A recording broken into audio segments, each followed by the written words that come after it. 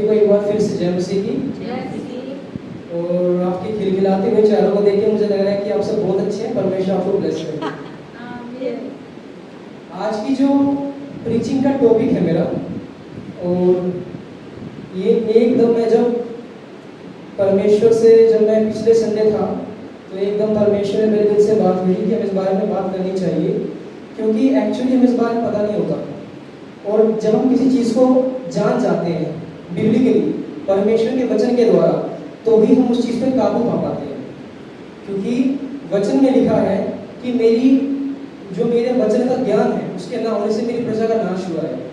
तो इसीलिए परमेश्वर ने जो आज का टॉपिक है मुझे दिया, और आज का जो टॉपिक है वो है सिन, यानी पाप, धोखे से छुटकारे तक। क्योंकि जो पाप है वो धोखा देता है, लेकिन मसीह हमें छुटकारा देते हैं। तो ये परमेश्वर ने मुझे मेरे दिल से बात करी, और पिछले एक सप्ताह से मैं कैसे न कैसे इसको प्रिपेयर करा था, प्रार्थना कर भी प्रिपेयर करा था। और परमेश्वर ने मेरे दिल में बात डालते गए कि मुझे ऐसे इसको प्रिपेयर करना है, इसकी एक बिंदु को मुझे ऐसे रेडी करना है। क्योंकि परमेश्वर दोष नहीं लगाता, परमेश्वर मजबूत करता है, परमेश्वर रिस्टोर करता है, परमेश्वर खड़ा करता है। और हमें परमेश्वर के वचन का ज्ञान होना बहुत जरूरी है। क्योंकि कई बार हम ऐसी परिस्थितियों में, ऐसी प्रॉब्लम्स में होते हैं और हमें नहीं पता होता कि हम कैसे उनसे लड़ें, कैसे हम उनसे पार पाएं, और हम अपनी समझ का सहारा लेते हैं। लेकिन शैतान को आपकी समझ से कोई मतलब नहीं, आपकी फीलिंग से कोई मतलब नहीं। अगर वो डरता है तो परमेश्वर के वचन से डरता है। तो जो आज का मेरा टॉपिक है सिन यानी पाप, धोखे से छुटकारे तक। जब हम उत्पत्ति से लेकर प्रकाशित वाक्य तक पढ़ते हैं, अगर हम पूरी बाइबल पढ़ते हैं, तो हम पाते हैं कि परमेश्वर ने, पवित्र आत्मा ने एक चीज पर सबसे अधिक बल दिया है, और वो पूरी बाइबल का सार है, पूरी बाइबल का आधार है। वो है परमेश्वर का रिश्ता हमारे साथ, और हमारा रिश्ता परमेश्वर के साथ। और ये बहुत जरूरी चीज है, क्योंकि जब हम पढ़ते हैं उत्पत्ति की पुस्तक के तीसरे अध्याय में और दूसरे अध्याय के अंदर, परमेश्वर ने इंसान को बनाया अपनी समानता में। अपनी बुद्धि, अपना ज्ञान, अपना विवेक और अपनी समझ परमेश्वर ने मनुष्यों को दी, और उसे अपनी समानता में बनाया, और अपनी आत्मा का अंश उसके अंदर डाला। इसीलिए एक मनुष्य के लिए बहुत जरूरी है कि वो परमेश्वर से जुड़ा रहे, क्योंकि जब वो परमेश्वर से जुड़ा नहीं होता तो उसकी आत्मिक मृत्यु स्टार्ट हो जाती है। एक मछली अगर तालाब से बाहर आए तो मर जाएगी।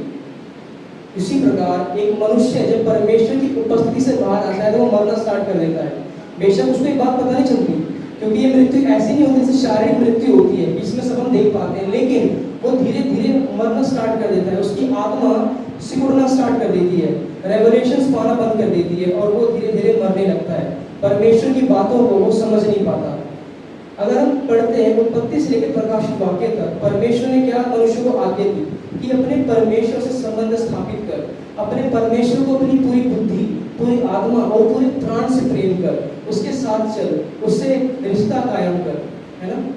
हम जब पढ़ते हैं अब्राहम को, हम पढ़ते हैं हनोक को, उन्होंने परमेश्वर से एक ऐसा रिश्ता स्थापित करा कि वो परमेश्वर के मित्र कहलाए। और हनोक अपने इसी रिश्ते के कारण अपनी आधी आयु में स्वर्ग तक उठा लिया गया। कितना मजबूत रिश्ता होगा उनका परमेश्वर के साथ, कि परमेश्वर ने उन्हें अपना मित्र कहा, और परमेश्वर ने उन्हें अपनी आधी उम्र में ही उन्हें स्वर्ग उठा लिया। ये हमारे लिए बहुत जरूरी बात है, क्योंकि जो हमारा रिश्ता है परमेश्वर के साथ, वो भी हमें आत्मिक रूप से जिंदा रखता है। और किसी भी मनुष्य के लिए ये उसका सबसे पहला और अंतिम उद्देश्य है कि वो परमेश्वर से मिला रहे। इसमें एक समस्या आती है, क्योंकि अगर ये इतना आसान हो तो हर व्यक्ति परमेश्वर से रिश्ता स्थापित कर ले और परमेश्वर से जुड़ा रहे। लेकिन शैतान को पता है कि अगर कोई व्यक्ति परमेश्वर से जुड़ा रहेगा तो वो ऐसी आशीषों को पालेगा, इस ऊंचाई पर पहुंचेगा कि परमेश्वर उसके द्वारा दूसरों का भी जीवन बदलेगा। इसीलिए शैतान लेकर आता है अपना सबसे बड़ा हथियार, वो है पाप। पाप एक शब्द ना होगा, एक आत्मिक मृत्यु भी है। जब हम किसी घर की लाइट बंद कर देते हैं तो उसके अंदर प्रकाश नहीं पहुंचता, और वो एक्यूरेट उसी समय बंद हो जाता है। आप चाहे कितना कुछ भी कर लें, अगर आपने अपना मेन स्विच ही बंद कर दिया तो घर के अंदर प्रकाश नहीं आ सकता। उसी प्रकार शैतान भी अपना सबसे बड़ा हथियार पाप जो है वो व्यक्तियों के जीवन में डालता है। उसके बाद चाहे आप जितनी भी कोशिश कर ले अपनी ओर से, आप परमेश्वर से संबंध स्थापित नहीं कर सकते, क्योंकि उसने आपकी लाइन को कट कर दिया, उसने आपके रिश्ते को तोड़ दिया, उसने परमेश्वर को आपसे दूर कर दिया। जब हम पढ़ते हैं उत्पत्ति के अध्याय में, तो परमेश्वर ने आरंभ में इस पूरी की पूरी सृष्टि को एकदम परफेक्ट बनाया, एकदम स्थिर, उसमें कोई समस्या नहीं थी, उसमें कोई प्रॉब्लम नहीं थी, यहाँ तक कि वो पूरी तरह परफेक्ट थी और परमेश्वर की बातों को मानती थी। जैसा परमेश्वर आज्ञा देता जीव जंतुओं को, वो ऐसा ही करती थी। यहाँ तक कि मनुष्यों को भी परमेश्वर जैसी आज्ञा देता था, मनुष्य भी उनकी बात मानते थे। लेकिन शैतान को ये बात अटकने लगी। उसने देखा कि आदम और हव्वा परमेश्वर की उपस्थिति में रहते हैं और परमेश्वर की ओर से उन्हें आज्ञा मिली। और वो आज्ञा क्या थी? आप मुझे कोई बताएगा कि परमेश्वर ने आदम और हव्वा को क्या आज्ञा दी थी? आज्ञा ये दिया था कि जो फल तुम्हारे लिए गलत है वो फल को ना छूना ना खाना, पर उन्होंने वो आज्ञा नहीं माना, खा लिया। वो फल कौन सा था? भले और बुरे के ज्ञान का वृक्ष। हाँ, भले और बुरे के ज्ञान का वृक्ष, क्योंकि उसको खाने के बाद मनुष्य को अपना भला और बुरा पता लगना स्टार्ट हो गया। जब हम पढ़ते हैं बाइबल के अंदर, शैतान ने ज्यादा कुछ नहीं किया, उसने सिर्फ एक बीज डाला हव्वा के अंदर, उसने एक थोड़ दिया उसके अंदर कि ये देखने में मनभावों से खाना चाहिए, और उसने उसी बात को मानकर उसे खाया भी, उसे चखा भी और अपने पति को भी दिया। और जब उन दोनों ने खाया, वो परमेश्वर की उपस्थिति से तुरंत दूर हो गए और हम देखते हैं वो डरने लगे। जिस परमेश्वर के साथ वो दिन रात रहते थे, उनकी उपस्थिति के अंदर वो एंजॉय करते थे, वो उसी परमेश्वर से डरने लगे। और ये बात परमेश्वर को भी डराती है, क्योंकि परमेश्वर कहता है कि ये आदम और हव्वा तू कहाँ है? तो वो कहते हैं हम तेरा शब्द सुनकर डर गए थे। परमेश्वर कहता है डर क्या मैंने जो तुम्हें फल खाने के लिए कहा तुमने उसे खा लिया? ये परमेश्वर को चिंता देने वाली बात थी। और हम देखते हैं ये जो पाप आदम ने किया, एक बीज के समान मनुष्य जाति में फैलना स्टार्ट हो गया। वो जो आदम और हव्वा से स्टार्ट हुआ था, वो जो परमेश्वर की आज्ञा ना मानने से स्टार्ट हुआ था, वो धीरे धीरे मनुष्य जाति में फैलने लगा और मनुष्य जाति को करप्ट करने लगा। और उसने उनके चरित्र को, उनके स्वभाव को, उनकी इच्छा को, उनकी फीलिंग्स को करप्ट करना स्टार्ट कर दिया। हम देखते हैं कि जब आदम ने और हव्वा ने पाप किया, परमेश्वर ने तुरंत कहा कि इनका इस अदन की बारी में रहना अच्छा नहीं तो ये अनंत जीवन का जो फल है सदा अमर रहने का, वो भी खा लेंगे और सदा अमर रहेंगे। परमेश्वर को चिंता हुई मनुष्य की उस स्थिति में भी, क्योंकि परमेश्वर नहीं चाहता था कि ये नर्क की अवस्था में सदा जो है अमर रहे। परमेश्वर ने तुरंत उन्हें अदन की बारी से निकाला और वो अदन की बारी से बाहर रहने लगे। हम देखते हैं कि वो पाप वहीं नहीं थमा, वो आगे बढ़ने लगा, वो फ्रूटफुल होने लगा, उसके जो फल थे वो दिखने स्टार्ट हुए। और हम देखते हैं आदम और हव्वा से 2 बच्चे उत्पन्न हुए। क्या मुझे कोई इन 2 बच्चों के नाम बता सकता है? कैन और हाबिल। ये आदम और हव्वा के पुत्र थे जो उन्हें बाद में प्राप्त हुए परमेश्वर के द्वारा। हम देखते हैं जो कैन और हाबिल हैं, वो दोनों भाई, उन्होंने दोनों ने परमेश्वर को भेंट दी। एक व्यक्ति ने अपना संपूर्ण उत्तम बलिदान परमेश्वर को दिया और दूसरे ने वो उत्तम बलिदान नहीं परंतु दिखावे की भेंट दी, और एक ग्रहण की गई और दूसरी ग्रहण नहीं की गई। आपने इस बात पे ध्यान दिया? उनका स्वभाव बिगड़ने लगा, उनमें उनका स्वभाव के अंदर लालच आ गया, सेल्फनेस आ गई, वो खुद को प्रथम रखने लगे। हाबिल ने परमेश्वर को सब कुछ मानकर उन्हें अपना उत्तम भाग दिया, लेकिन कैन ने सोचा कि मैं वो दूंगा जो परमेश्वर को नहीं भाएगा। बहुत से स्कॉलर इस बात को कहते हैं कि कैन ने अपना उत्तम भाग परमेश्वर को नहीं दिया, बल्कि उसने वो भाग दिया जो उसने सोचा कि ये मेरे लायक नहीं है। और परमेश्वर ने उसे बहुत जरूरी बात कही कि हे कैन, तेरा मन क्यों दुखी है? क्या तू इसलिए दुखी है कि मैंने तेरी भेंट ग्रहण नहीं की? क्या तुझे नहीं पता कि पाप जो तेरी देवड़ी पे है और तेरा और पाप का ध्यान तेरे ऊपर है और तुझे उस पर प्रभुता करनी है, मतलब तुझे पाप को कुचलना है। अगर तू पाप को नहीं कुचलेगा तो वो तुझ पे प्रभुता करेगा, तुझे खत्म करेगा। लेकिन कैन ने परमेश्वर की इस वार्निंग को उसने हल्के में लिया और आगे उसकी जलन इतनी भाई के लिए बढ़ गई कि उसने उसे मैदान में बुलाया और उसे घात किया। और परमेश्वर ने देखा कि इसने अपने भाई को घात किया और उसके द्वारा भूमि श्रापित हुई और आगे ये पाप बढ़ने लगा। ये बाइबल के 2 सबसे पहले पाप जो बाइबल के अंदर रिकॉर्ड है, पहला डिसओबीडियंस, परमेश्वर की बात ना मानना, और दूसरा हत्या करना। उसके बाद ये मरी की तरह एक वायरस की तरह पूरी मानव जाति में फैलना स्टार्ट हो गया और लोग बुरे बुरे काम करने उन्होंने स्टार्ट कर दिए। इसी के अंदर हर प्रकार के बुरे काम है, लोभ, चुगली, निंदा, पाप, सब प्रकार की चीजें इसी में ही आ गई। मेरे भाई और बहनों, हमारे लिए बहुत जरूरी चीज है, हम इस बात को जानते हैं कि व्यभिचार, चुगली, निंदा, गोसिप, ये सभी चीज पाप है, लेकिन हमें ये भी जानना आवश्यक है कि पाप असलियत में क्या है। ये पाप के उदाहरण है। जब हम किसी चीज को समझना चाहते हैं हम उसका एग्जाम्पल देते हैं, लेकिन हमारे लिए ये भी समझना जरूरी है कि हम पाप को समझें कि पाप क्या है, असलियत में पाप क्या है, और परमेश्वर हमें इससे दूर रहने के लिए क्यों बोलता है। जब हम देखते हैं बाइबल के संस्करण को, बाइबल के जो हर एक संस्करण बाइबल का होता है, हिंदी संस्करण होता है जो हिंदी लैंग्वेज में लिखा गया, इंग्लिश में भी होता है, उसी प्रकार बाइबल का जो न्यू टेस्टामेंट है उसकी जो ओरिजिनल भाषा जिसमें वो लिखा गया वो है ग्रीक भाषा। जब हम ग्रीक भाषा को देखते हैं और हम वहां पर पाप शब्द के बारे में पता लगाते हैं तो हमें पता लगता है वहां पर पाप शब्द के लिए एक वर्ड इस्तेमाल किया गया और उस शब्द का नाम है हमार्तिया। ये ग्रीक शब्द है और इसका ये जो शब्द है हमार्तिया, इसका मतलब है परमेश्वर के सिद्ध मानक से चूक जाना।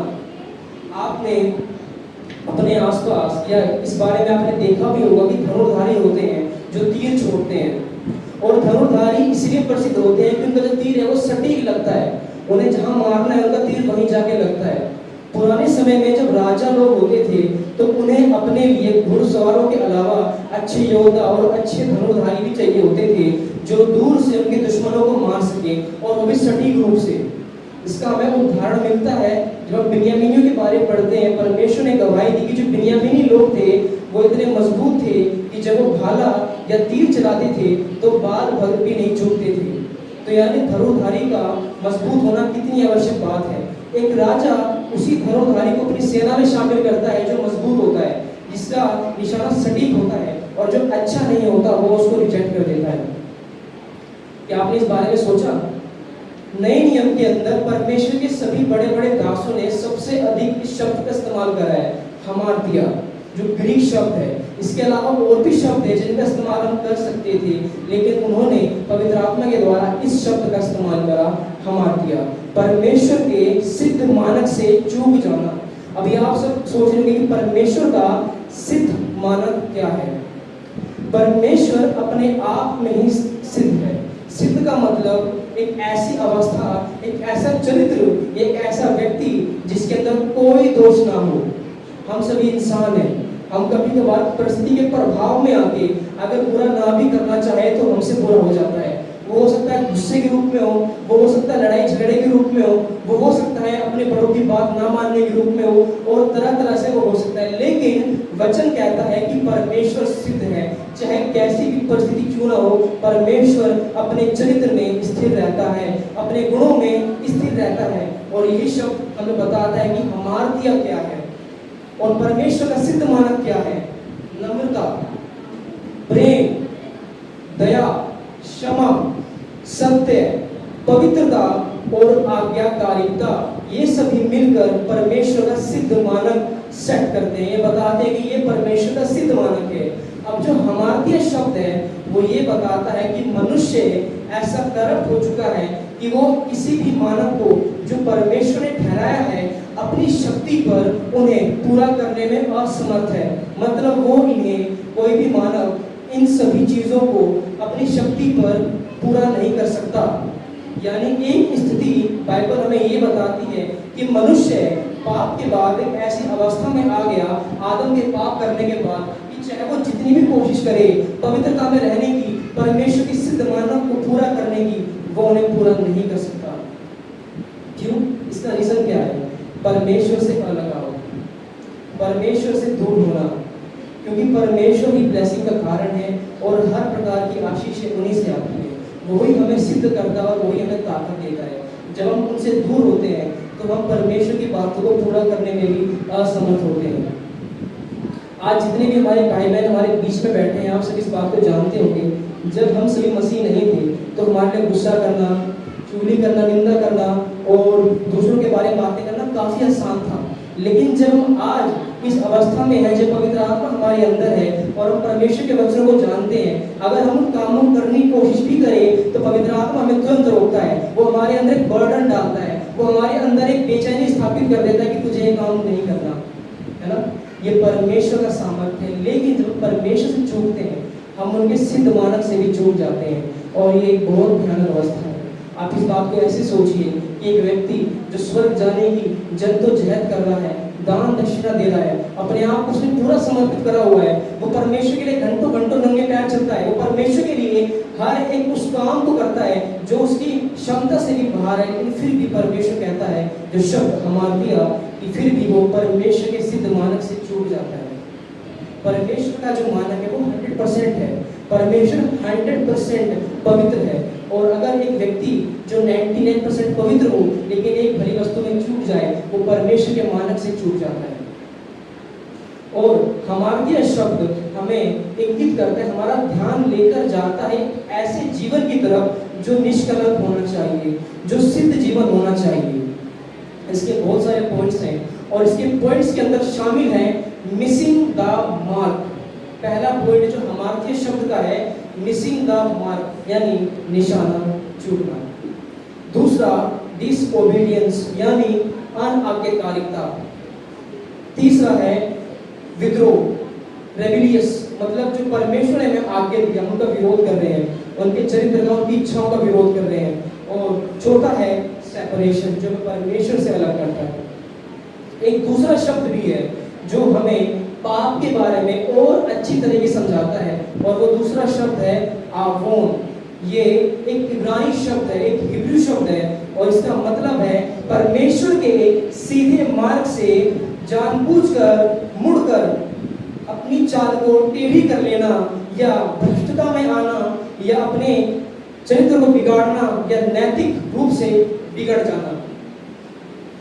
इस शब्द का जो अर्थ है, सिंपल शब्दों में, साधारण शब्दों में, इसका अर्थ ये भी है कि जब हम ऐसा कोई कार्य करते हैं जो परमेश्वर की आज्ञा के, उनकी इच्छा के, उनके वचन के विरोध में होता है।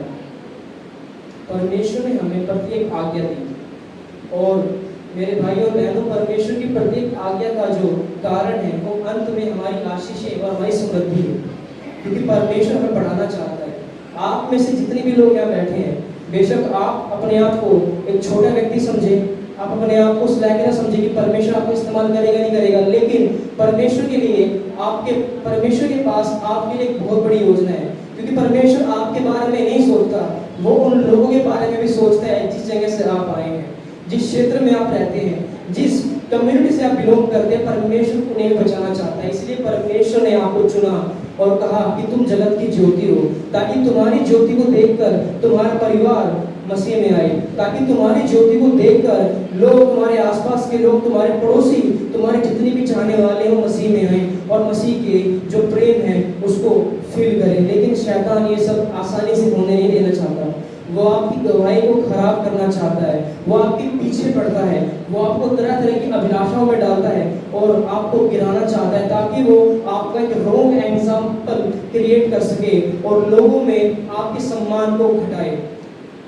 जब हम आगे बढ़ते हैं और पाप के बारे में जो हमने जाना, क्या मुझे कोई बता सकता है मैंने किन दो शब्दों के बारे में बताया अभी तक? कोई बताना चाहेगा? जी, मैं आपकी ओर से बताता हूँ। पहला शब्द हमार्तिया।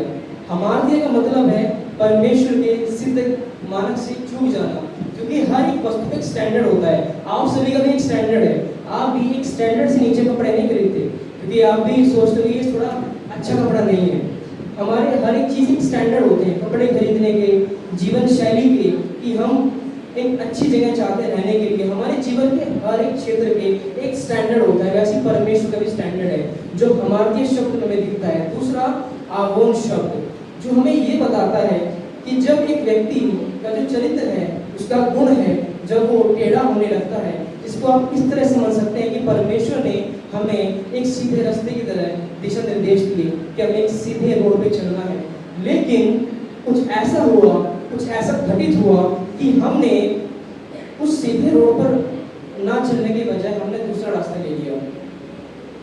ये एवोन शब्द हमें बताता है पाप के बारे में। जब हमने जाना कि व्यक्ति को भ्रष्ट करता है, और ये चीजें आपको काफी अधिक इस पे थोड़ा मनन करना पड़ेगा, क्योंकि जो अगला भाग है उसको आप इसके द्वारा और अच्छे तरीके से समझ पाएंगे कि पाप किस प्रकार कार्य करता है और हमें इसे किस प्रकार बचना चाहिए।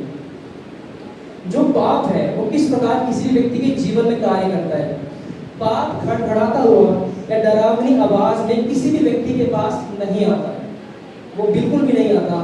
वो ये नहीं दिखाएगा कि एक डरावनी आवाज में तुझे करना है, नहीं। शैतान आपको मॉनिटर करता है, वो आपको जानता है, आपकी आदतों के बारे में जानता है। वो जब से आप मसीह में आए हैं तब से वो आपके पीछे पड़ने की कोशिश करता है, क्योंकि जब तक हम मसीह में नहीं थे उसे कोई मतलब नहीं था हम क्या करते हैं क्या नहीं करते। क्योंकि जब हम मसीह में आते हैं परमेश्वर ने एक व्यक्ति का जीवन बचाया, और उसे पता है कि जिस व्यक्ति का जीवन बचा है उसके द्वारा परमेश्वर और अन्य लोगों का भी जीवन बचाएगा। जब हम देखते हैं कि किस प्रकार कार्य करता है तो उसकी शुरुआत होती है टेम्पटेशन से।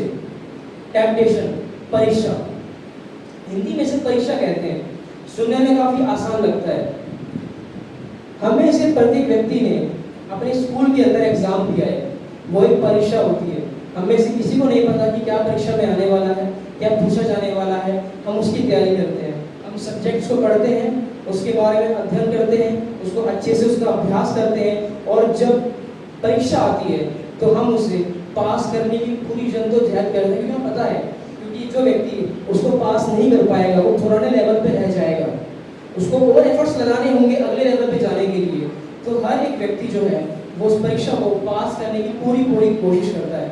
जो टेम्पटेशन है ये एक प्रकार की परीक्षा है, क्योंकि शैतान आपके बारे में छोटी छोटी चीजें जानता है।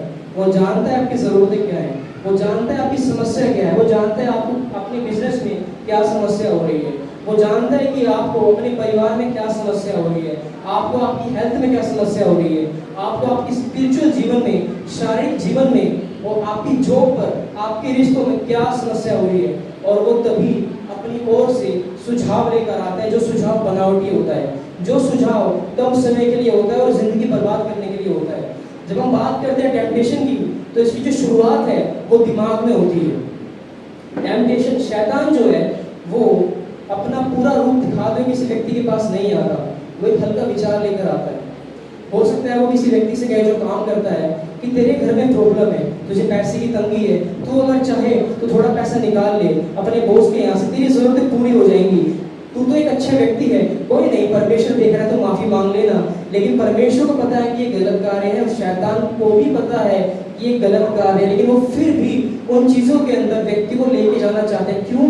क्योंकि जो फाइनेंशियल आशीष परमेश्वर देना चाहता है वो शैतान को पता है, और वो नहीं चाहता कि वो आशीष वो व्यक्ति पाए, वरना वो आजाद हो जाएगा और शैतान का भी उसका इस्तेमाल नहीं कर पाएगा। इसी प्रकार वो उन विचारों को, उन गंदे विचारों को, उन गंदी चीजों को, उन गंदे व्यवहारों को आपके दिमाग में डालता है।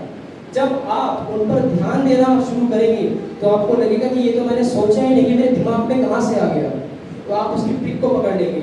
लेकिन जब व्यक्ति इन चीजों को नहीं समझ पाता और वो इन विचारों पे मनन करता है, तो स्टार्टिंग में तो वो व्यक्ति टेम्पटेशन लेके आता है।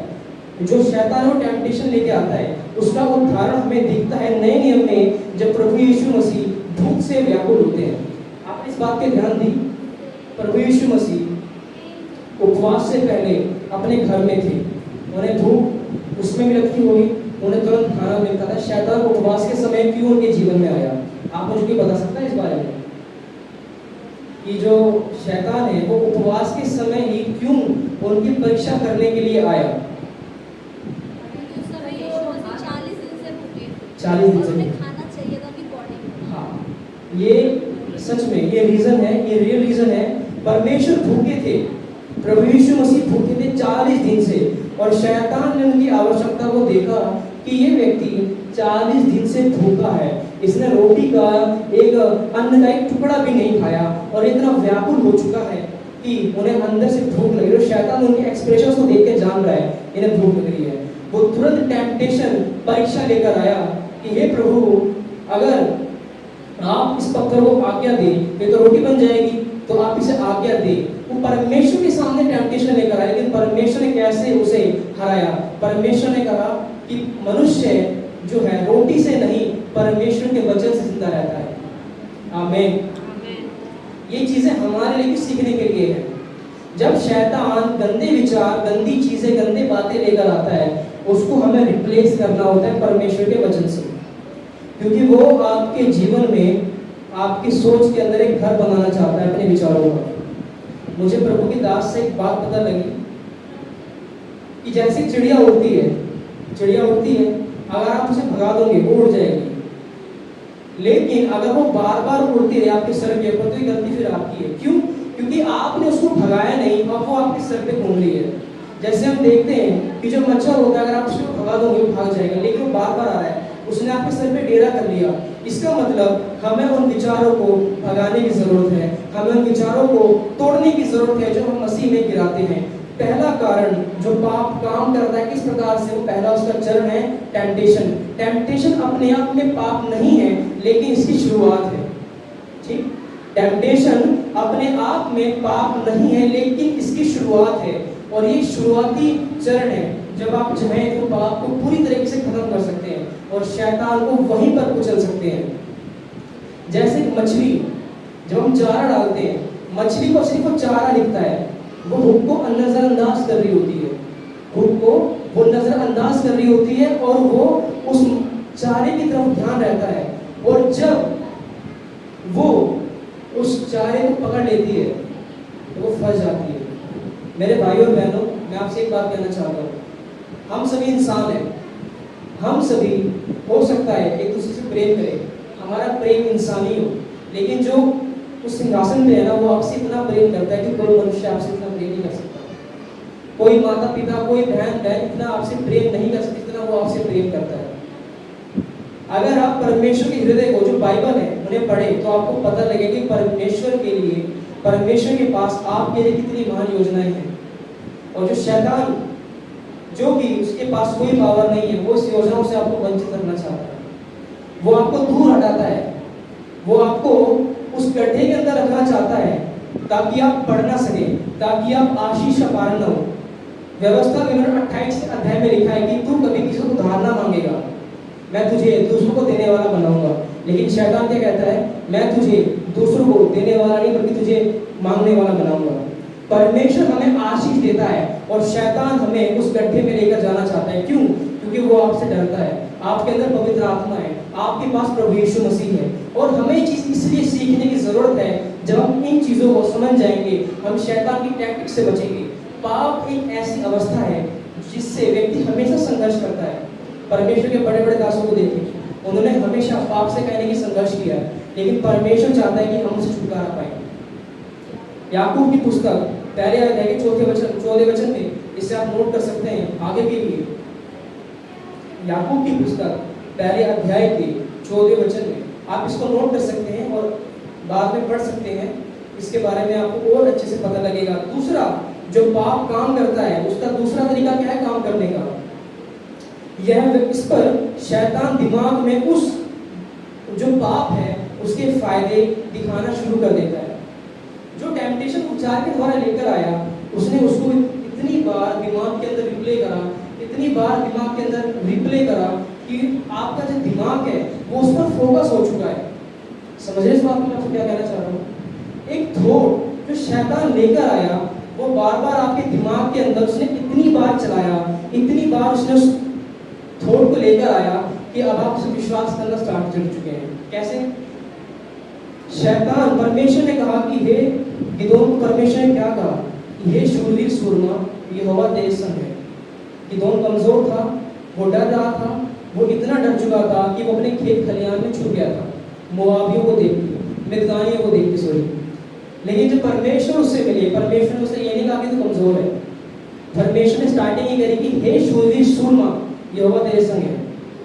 तो जितने भी लोग आज अपने आप में कमजोर हैं, परमेश्वर आपसे ये बात कर रहा है कि हे शूरवीर सूरमा, यहोवा तेरे संग है। इस बात पे आपको ध्यान देने की आवश्यकता है, क्योंकि परमेश्वर आपको कमजोर नहीं देखता, वो आपको मजबूत बनाना चाहता है। वो आपको आत्मिक रूप से मजबूत बनाना चाहता है, वो आपको आत्मिक रूप से दाऊद के समान, अब्राहम के समान करना चाहता है। जब हम देखते हैं शैतान क्या करता है, वो वचन का उल्टा विरोध करता है। वो कहता है कि नहीं तो कमजोर है। वो बार बार इस शब्द को इतनी बार दिमाग में लेके आएगा कि वो आपको विश्वास करवा देगा कि हाँ, फिर आप सोचेंगे हाँ यार शायद यही बात है। आपको लगेगा कि ये विचार आपका है, लेकिन शैतान की सबसे बड़ी टैक्टिक्स ये है कि वो आपके विचारों में, आपकी आवाज में होकर बात करता है। अगर वो अलग आवाज में होकर बात करेगा तो तुरंत पहचान जाओगे कि ये कोई दूसरी आवाज है। हमें इस चीज पर बहुत ध्यान देने की आवश्यकता है। दूसरा चरण है वो है डिसेप्शन का, मतलब भ्रम का। शैतान अच्छी चीजों को नहीं ला सकता आपके जीवन में, वो उनको कॉपी करता है और वो आपको छुपाता है। वो आपसे झूठ बोलेगा कि इस गलत काम को कर दे। क्यों? क्योंकि वो आपको बताएगा नहीं ये जरूरी हो चुका है, और अपनी फीलिंग्स के आधार पे आपको उठाएगा और अन्य तरीकों से आपको उस चीजों में लेके जाएगा ताकि आपका जो विश्वास है वो वचन में अलग कम हो जाए और आप अपनी फीलिंग्स को अधिक ज्यादा बल देने लगे। शैतान आपकी फीलिंग्स को पकड़ लेता है, वो बार बार आपके मन में विचारों को डालकर मजबूत करता जाता है और भ्रम पैदा करता है, बार बार लगातार। और जब वो भ्रम बढ़ने लगता है तो वो चीज आपके मनों में मजबूत हो जाती है। हम इस बात को देखते हैं उत्पत्ति की पुस्तक 3 अध्याय के 4 और 5 वचन में। उत्पत्ति की पुस्तक 3 अध्याय के 4 और 5 वचन में।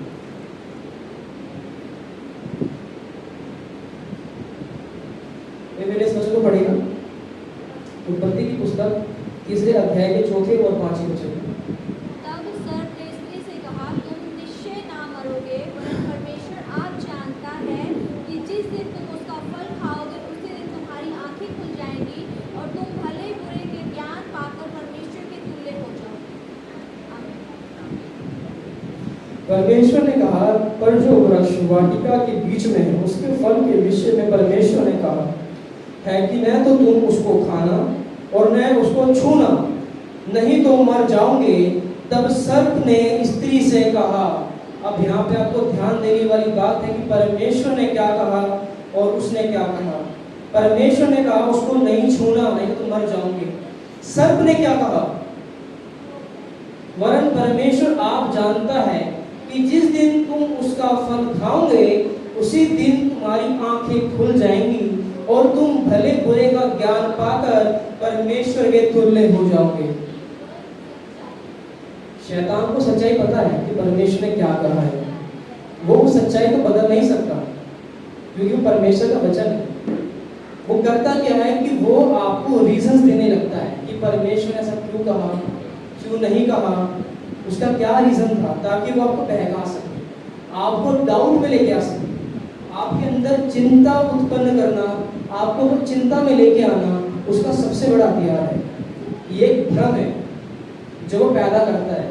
क्योंकि जब तक एक व्यक्ति भ्रम में नहीं हो सकता वो कैसे उसको फंसाएगा। जब तक आप परमेश्वर के वचनों पे अड़ी हैं तब तक वो आपको कुछ नहीं कर सकता। लेकिन जैसे वो भ्रम लेकर आता है और रीजन देने लगता है वो आपको फंसाना स्टार्ट कर देता है। तीसरा चरण जो हम देखते हैं, जो उसका तीसरा चरण है, जब व्यक्ति के जीवन में पाप काम करना स्टार्ट करता है, एक्शन, डिसओबीडियंस।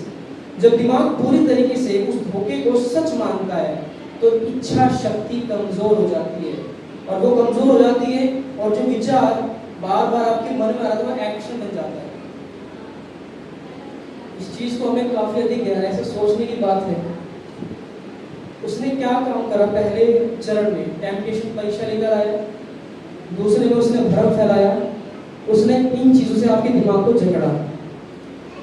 अगर वो आपकी बॉडी को जकड़े आप समझ जाएंगे ये कोई दूसरी पावर है जो आपको मारना चाहती है। हो सकता है आपसे छूट के भाग जाए, परमेश्वर से प्रार्थना करें, परमेश्वर के दासों में पाए जाए और बचना स्टार्ट करें। लेकिन जब वो आपके दिमाग में होकर आपकी आवाज के अंदर होकर बात करेगा, आपके विचारों को पकड़ लेगा, तो आप कैसे उससे भागेंगे? आपको लगेगा कि ये आपका थॉट है, आपको लगेगा कि आप खुद से बात कर रहे हैं, लेकिन आप खुद से बात नहीं कर रहे। वो धीरे धीरे एक दीमक की तरह को कमजोर कर रहा है। क्यों? क्योंकि वो जानता है कि परमेश्वर इसका महान रूप से इस्तेमाल करेंगे, इसीलिए वो चाहता है कि वो भटका दे, उस रास्ते पर ना लेकर जाए। जब यूसुफ के जीवन में परमेश्वर उसके जीवन से ब्लेस करने लगे, यूसुफ को। आप यूसुफ के बारे में जानते हैं ना सभी। यूसुफ जो है याकूब का पुत्र, और उसके भाइयों ने उसे बेच दिया, और उनके भाइयों के पास उन्हें बेचने का कोई कारण नहीं था, सिर्फ एक जेलसी। क्योंकि यूसुफ ने बताया कि परमेश्वर ने मुझे ऐसे सपने दिखाए हैं कि तुम सभी लोग मुझे प्रभुता कर रहे हो और मेरे साथ दंडवत हो। इस बात से उसके भाई इतना अधिक गुस्से में आ जाते हैं कि वो उसे बेच देते हैं और कहते हैं कि अब स्वप्न बता। चिढ़ाते हुए आगे जब उसको बेच दिया जाता है, और पोतीफर नामक व्यक्ति जो मिस्र के राजा फिरौन का सिक्योरिटी गार्ड था, उनका प्रधान था, वो उसको खरीदता है। परमेश्वर यूसुफ की ईमानदारी को देखकर, उसके अच्छे व्यवहार को देखकर उसे ब्लेस करना स्टार्ट करता है। तो जब उसे ब्लेस करता है, उसके कारण वो पोतीफर के घर को भी आशीषित करता है। लेकिन एक बात और जो बाइबल के अंदर लिखी है कि यूसुफ एक समझदार व्यक्ति होने के साथ साथ, एक अच्छा व्यक्ति होने के साथ साथ एक खूबसूरत और नौजवान व्यक्ति था, और बहुत खूबसूरत था। बाइबल इस बारे में लिखी। लेकिन जब पोतीफर की पत्नी ने देखा कि खूबसूरत है और वो उसके साथ संबंध बनाने की इच्छा से गई, तो पोतीफर तुरंत यूसुफ तुरंत वहां से भागा। शैतान जो है वो किस प्रकार से, अब आप देखें, तुरंत जो है वो यूसुफ वहां से भाग गया। उसने उन विचारों को, उन बातों को अपने पर हावी नहीं होने दिया। परमेश्वर उसका इस्तेमाल करा, उसे प्रधानमंत्री बनाया। बाइबल का वचन आप ये मत समझे कि बाइबल का वचन यूसुफ के लिए था, अब्राहम के लिए था, दाऊद के लिए था, सुलेमान के लिए था, उनके लिए था। हमारा जीवन नया है, अलग है। ये वचन आपके लिए लिखे गए हैं। इससे पहले कि दुनिया तैयार होती, परमेश्वर की इमेजिनेशन के अंदर आप थे। परमेश्वर आपको देखता था, परमेश्वर आपसे प्यार करता है। आप मुझे एक बात बताइए, कितने बच्चे आज पैदा होते ही माता के गर्भ में मर जाते हैं? कितने बच्चे हैं जो आज पैदा होते ही माता के गर्भ में मर जाते हैं? इस बात को आप ध्यान से सुनिएगा। परमेश्वर ने आपसे प्यार करा, तभी वो आपकी माता के गर्भ से आप खींचकर यहाँ लेके आया। उसने आपको इतना बड़ा करा, उसने आपको संभाला, इतना बड़ा करा, हंस-पुष्ट करा, और आपको इतना सुंदर बनाया। क्या परमेश्वर का प्रेम नहीं है आपके लिए? अगर जिंदगी में पर शैतान ने आपको निराश करा है, आपकी आत्मा को तोड़ा है, तो आपके पास 1000 कारण हैं परमेश्वर बढ़ने के, क्योंकि उसका प्रेम महान है। आज की जो प्रीचिंग का उद्देश्य है वो ये नहीं है कि अगर हमें प्रीचिंग का मौका मिला है तो हम दोष लगाएं या किसी को बोलें, परंतु हमारा इसका क्या कारण है कि परमेश्वर खड़ा करना चाहता है, परमेश्वर मजबूत करना चाहता है, परमेश्वर दोबारा रिकवर करना चाहता है। और ये चीज़ कैसे हो पाएगी? जब सच्चा पश्चाताप होगा, क्योंकि परमेश्वर जो है वो आपसे सबसे अधिक प्रेम करता है। कोई मनुष्य, कोई व्यक्ति, कोई भी दुनिया का जितना बड़ी प्रेमी व्यक्ति हो, किसी व्यक्ति से उतना प्यार नहीं कर सकता व्यक्ति परमेश्वर प्यार करता है। हम सभी को इन चीज़ों को सुनने की और समझने की आवश्यकता है, लेकिन हमारी भी रिस्पॉन्सिबिलिटी है कि हम परमेश्वर को निराश ना करें। जब एक व्यक्ति अपने घर बार को छोड़कर चला जाता है, तो उसके माता पिता भी एक समय बाद अपने आप को समझा लेते हैं, बुझा लेते हैं कि चलो कहीं चला गया, अच्छे से होगा, उसके बारे में ख्याल आने बंद हो सकते हैं। ये आते हैं लेकिन वो कम आते हैं। लेकिन परमेश्वर एक ऐसा परमेश्वर है, वो 24 घंटे आपके बारे में सोचता है कि वो कब पश्चाताप करेगा, वो कब मन फिराएगा, कब मेरे पास आएगा और कब दोबारा मुझसे बात करेगा।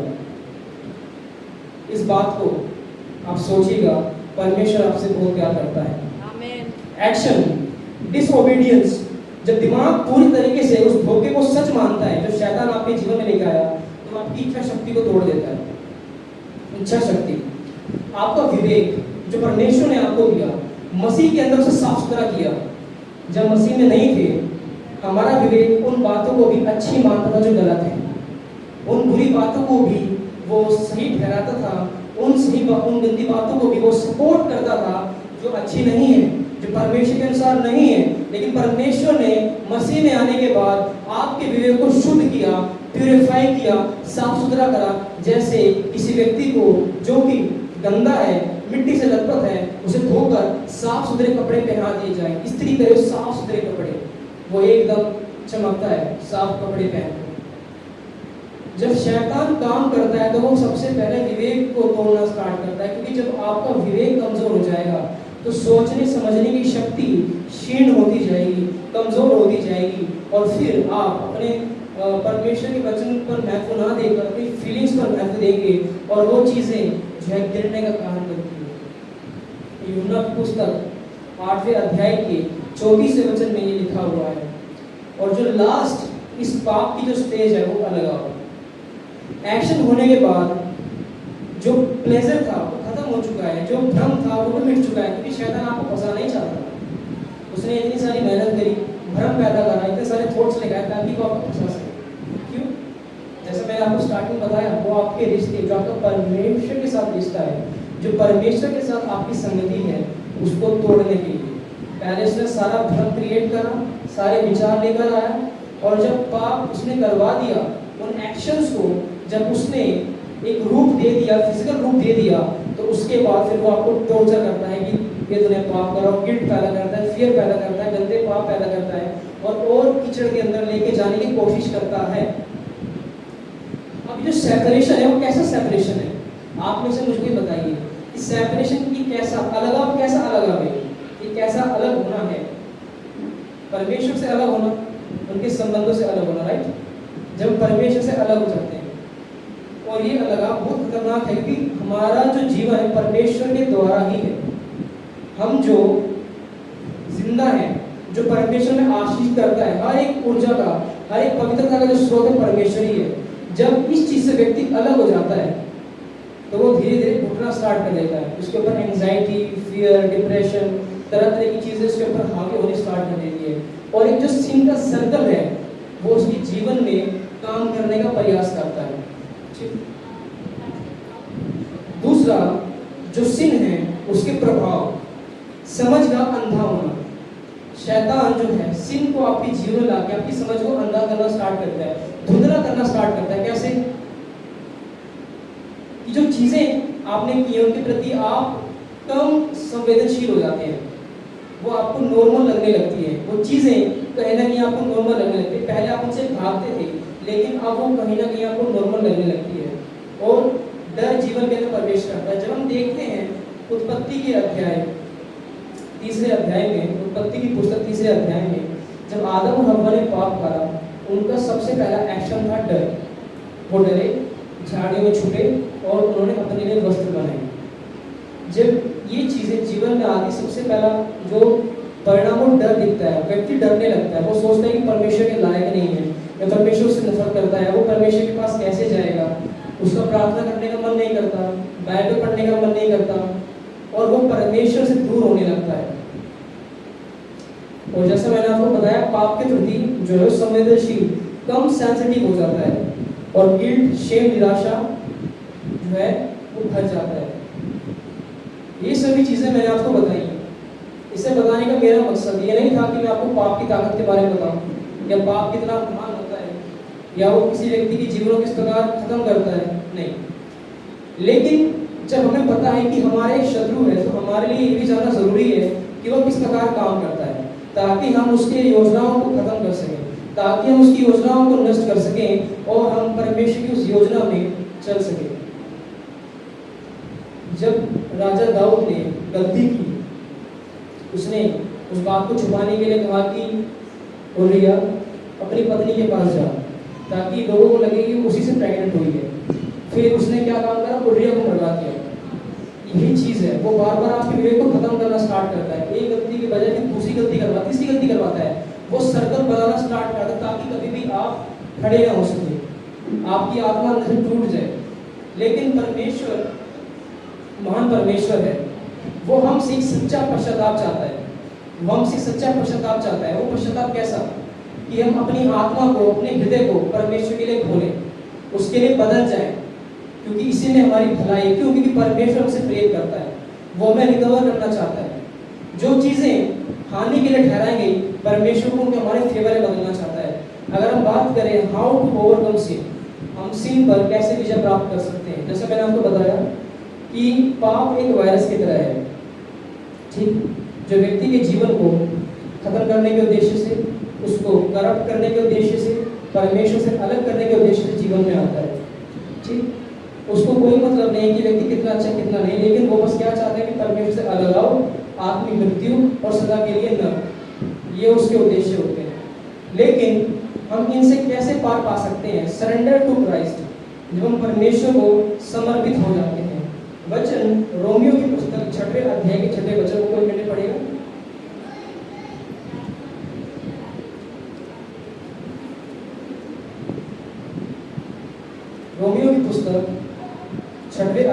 6 वचन, रोमन्स चैप्टर 6 वर्स 6।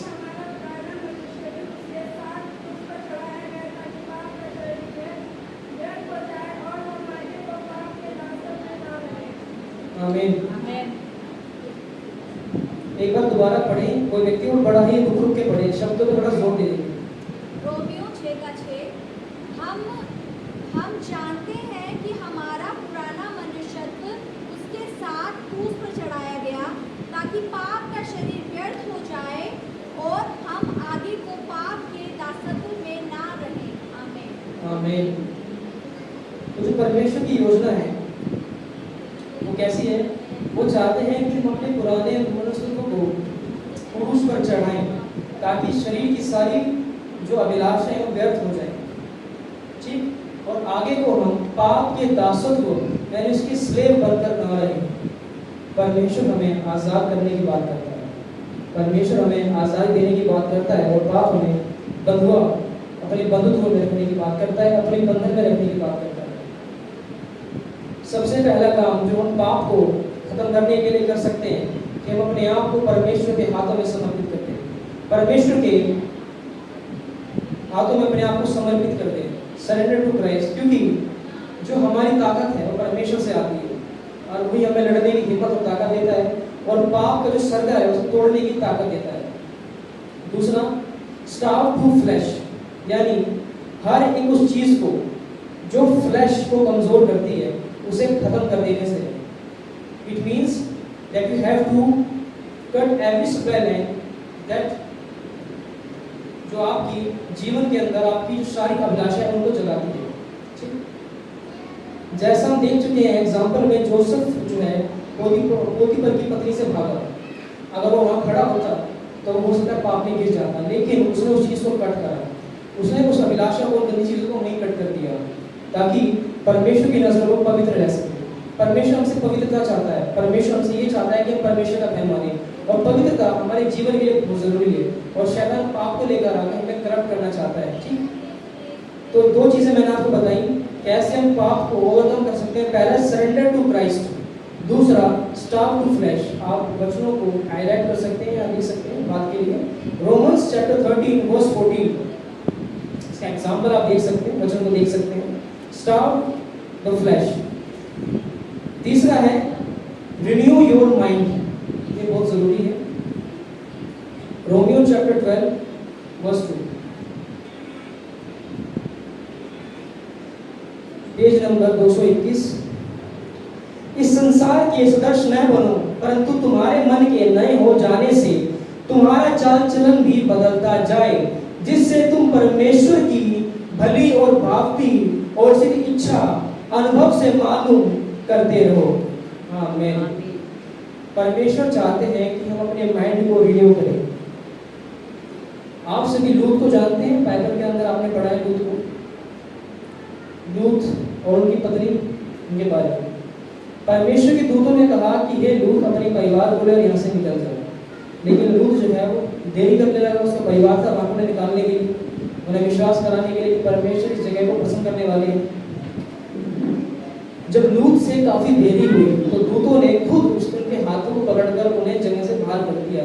परमेश्वर ने कहा कि देखो पीछे मत देखना, पीछे मत देखना।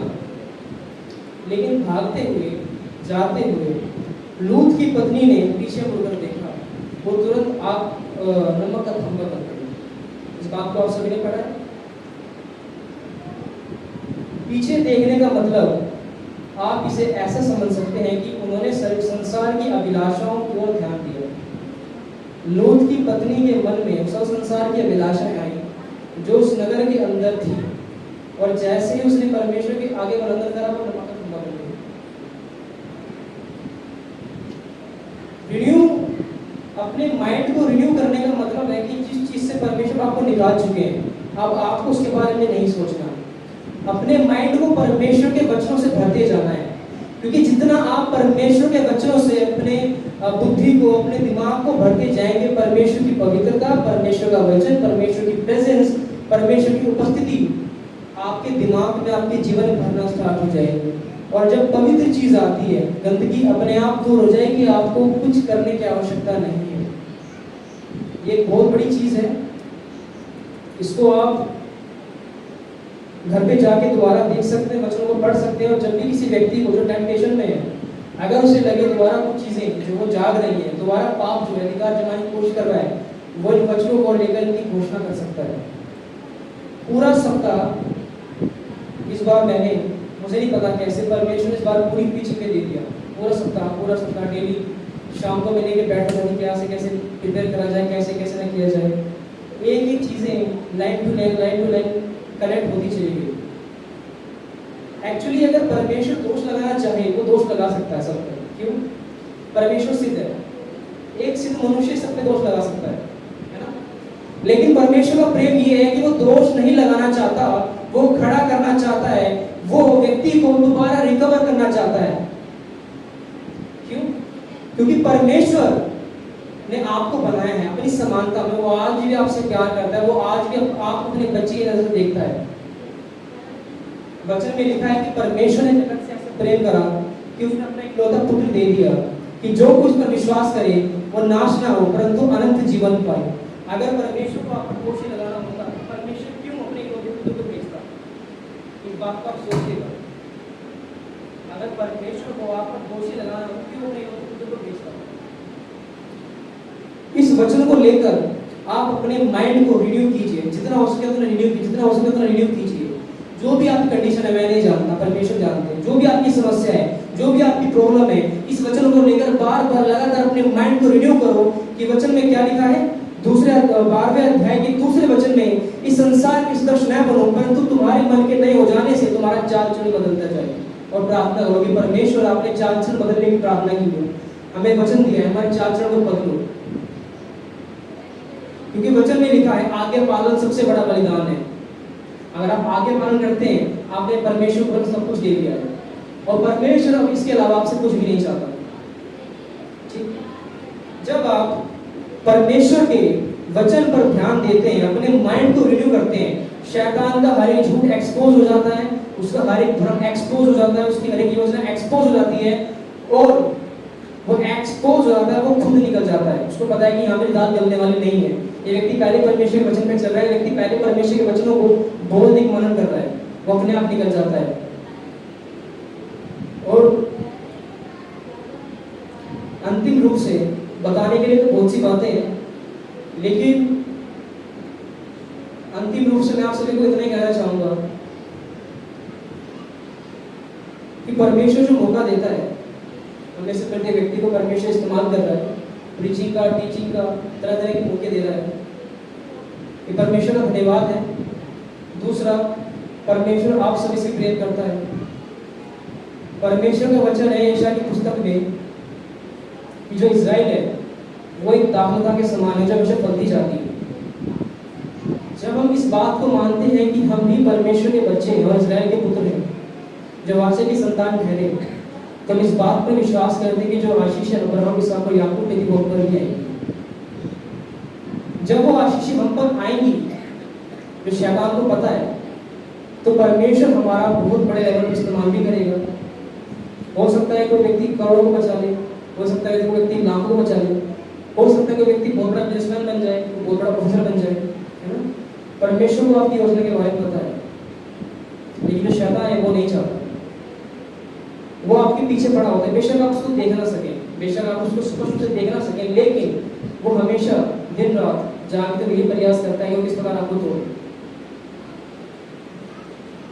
प्रीचिंग का उद्देश्य जो होता है वो परमेश्वर ने क्यों प्रीचिंग रखी, उसका रीजन क्या है? लोगों को बचाने के लिए, परमेश्वर के वचन को लोगों के हृदय में डालने के लिए। ठीक? जब हम परमेश्वर की प्रीचिंग सुनते हैं, प्रभु यीशु मसीह ने अपनी प्रीचिंग कहां से स्टार्ट करी? मत फराओ क्योंकि स्वर्ग का राज्य निकट आ गया। उन्होंने ये नहीं कहा कि क्या तुमने क्या किया, हाँ वो जानते हैं क्या किया है, लेकिन अब वो कहते हैं कि समय इतना नहीं बचा, मन फिरा लो क्योंकि स्वर्ग का राज्य निकट है। परमेश्वर इस्तेमाल करना चाहता है, परमेश्वर करने से निकालना चाहता है। अभी निर्णय आपके हाथ में है कि जो चीजें परमेश्वर ने आज आपको बताई है, जो चीजें परमेश्वर ने आपके सामने रखी है, उन चीजों को मानते हुए परमेश्वर बढ़ना है। सच्चा पश्चाताप कर परमेश्वर के हाथों में आपको सौंप देना है। उसके बाद पवित्र आत्मा आपको लीड करेंगे। जितना हो सके परमेश्वर पढ़ने में, परमेश्वर की बातों को सीखने में, पवित्र आत्मा बढ़ने में, उनसे भरने में समय लगाइए, क्योंकि वो आपसे प्यार करता है। परमेश्वर ने इस्राएलियों को कहा जब उन्होंने उन्हें मिस्र देश से निकाला कि आज मैंने तुम्हारे सामने मृत्यु और जीवन को रखा है, और आप यकीन मानिए परमेश्वर ने जीवन की संज्ञा अपनी आज्ञा से दी है। परमेश्वर ने कहा कि मेरी आज्ञा तुम्हारे लिए जीवन है, मेरी आज्ञा तुम्हारे लिए जीवन है। जो व्यक्ति परमेश्वर की आज्ञा को मानता है वो अपने आप जीवन ग्रहण करता चला जाएगा, बस आपको मानना है। अगर आपके अंदर मानने की भी शक्ति नहीं है, परमेश्वर से प्रार्थना करें, प्रभु मेरे अंदर आपकी आज्ञा को फॉलो करने की ताकत नहीं है, लेकिन मेरे अंदर एक इच्छा है, मैं चाहता हूँ फॉलो करूँ। मैं बार बार गिर जाता हूँ, मैं बार बार अटक जाता हूँ, मुझे नहीं पता ये क्यों होता है, लेकिन मैं आपको फॉलो करना चाहता हूँ। उसके बाद आप उनकी पवित्र आत्मा आपको गाइड करेगी, वो अपने आप गाइड करेगी। जो आदतें आपके लिए असंभव हैं, जो आदतें आपके लिए बहुत नागवार हैं, जो आदतें आपको बंधन में रखती है, जो आदतें आपको तोड़ती हैं, जो आदतें आपके मान सम्मान को खराब करती है, जो आदतें आपके रिश्ते को खराब करती हैं, आपके मान सम्मान को खराब करती हैं, आपकी इज्जत को खराब करती हैं, परमेश्वर फिर आप देखेंगे परमेश्वर का हाथ फेवर, जब परमेश्वर आपको लीड करेगा। लेकिन ये कैसे होगा? परमेश्वर सरेंडर करने से।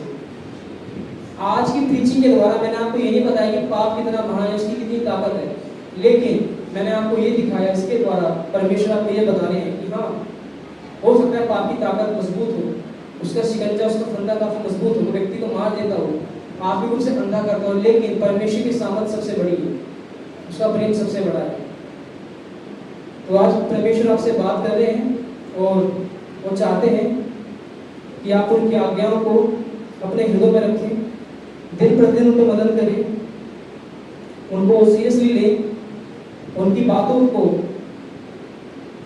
24 घंटे मदद करें, क्योंकि जब आप मदद करेंगे तो आप शैतान को बिल्कुल भी समय नहीं देंगे आपके ऊपर काम करने का। तो मैं विश्वास करता हूँ आज के वचन के द्वारा परमेश्वर आपके जीवन में काम करेंगे, आपको बदलेंगे।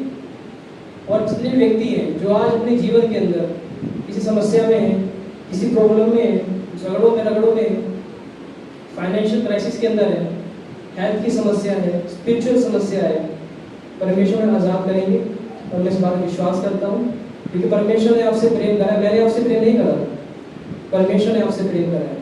मैं तो उस परमेश्वर के प्रेम को प्रदर्शित करता हूँ, सबसे अधिक परमेश्वर आपसे प्रेम करते हैं। और वही है जो आज आपके यहाँ पे खड़े भी हैं, बेशक आप उन्हें महसूस न कर सके, लेकिन वो आपके बीच में है। उनकी आत्मा रोती है, उनकी आत्मा बहुत दुख मानती है जब हम उनका साथ छोड़ देते हैं। कोई व्यक्ति आपके लिए इतना नहीं रो सकता जितना पवित्र आत्मा रोती है, क्योंकि वचन में लिखा है पवित्र आत्मा कोई शब्द नहीं, वो एक जीवित परमेश्वर है। जब इस्राएलियों ने पाप करा तो वचन में लिखा है कि उन्होंने पवित्र आत्मा को शोकित करा। पवित्र आत्मा किसी को दुख नहीं देती, वो पहले रोते हैं, क्योंकि उन्होंने ही आपको बनाया है। एक माता तो आपको पैदा करती है, अपनी गोद में लेती है, लेकिन इससे पहले कि वो आपको पैदा करे, परमेश्वर ने आपको अपनी गोद में लिया है, उसने आपको बनाया है, उसने आपके एक एक अंग को बनाया है। अय्यूब की पुस्तक में लिखा है कि मेरे परमेश्वर ने मेरे एक एक अंग को बनाया, जब परमेश्वर के पास था।